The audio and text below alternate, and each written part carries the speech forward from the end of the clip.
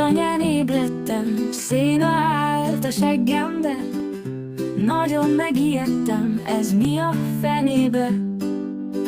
Kapargattam, húztam, kicsit megküzdöttem, de végül kizettem, hát ezt megnyertem. Szivárványos unikornis, szivárványos unikornis, a Pap Simon Hinterpolis. Szivárványos unikornis, szivárványos unikornis, ez egy álom, vagy mi ez? Kicsit komikus.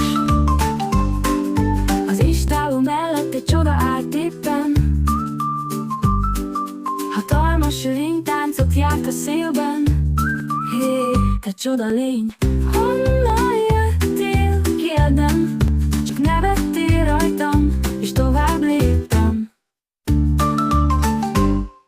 Szivárványos unikornis, szivárványos unikornis, a Pap Simon Hinterpolis. Szivárványos unikornis, szivárványos unikornis, ez egy álom, vagy mi ez? Kicsit komikus.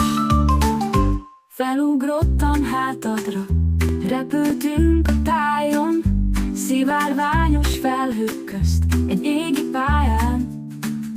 Nevettünk és szálltunk, minden perc varázslat, aztán felébredtem, s maradt csak a párnám. Szivárványos unikornis, szivárványos unikornis, a Pap Simon Hinterpolis.